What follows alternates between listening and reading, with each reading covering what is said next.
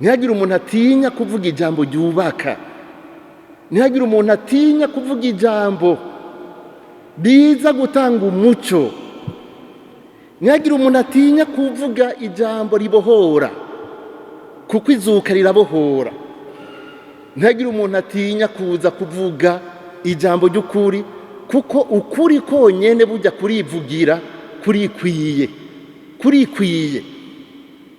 Ntigukeneye ayandi manama maremare, ntigukeneye amafaranga nk'aba bayatanze, kurikwiye kandi kurikwije. Kuko naho bakugwanya bakoresheje uburyo bw'amafaranga, ntikibuza yuko abakiranye ugwezi zukajya bapfuye atana amafaranga biriwe barasaba bobo, ahubwo bahimbagwa no kumenyesha abarushe bose. Intsinzi ya Yezu ni intsinzi y'ubuzima ku rupfu. Uwahuye na Yezu yazutse nuko amenya yuko kuri iyi si turi ku rugendo, nk'uko uko aba batumwa narinda bivuze mu kanya, yanka ikintu cyose kiza giteye kubiri n'uku kuri, ntatinye no gupfa. Nico gituma adahemuka. Abantu barahemuka kubera gutinya, nico gituma adahemuka. Ijambo yemeye akarigumako, ijambo yemeye akarigwanira.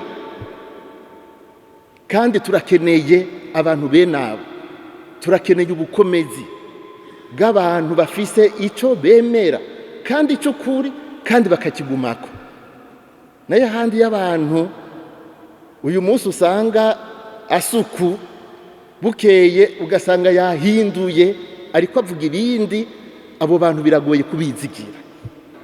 Aba twibuka uyu munsi, tukibuka Perezida Cypriano Ntaryamira, hari ijambo basiga bavuze, hari ijambo yasize avuze, atari ukuvuga amajambo gusa, kuko mu ijambo umuntu arumva intumbero.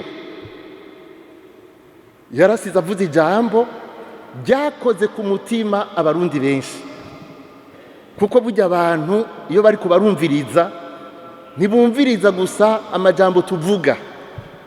Burya abantu barashobora gutandukanya umuntu ariko aravuga besha n'umuntu ariko avuga ikintu kivuye ku mutima, n'umuntu ariko ababwira ukuri. Abantu barashobora kumva umuntu azanye intumbero nziza.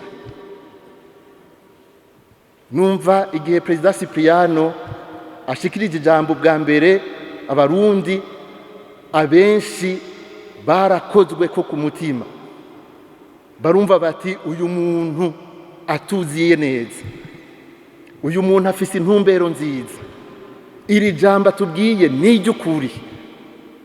Bagaca bagira icyizere, bakagira umwizero.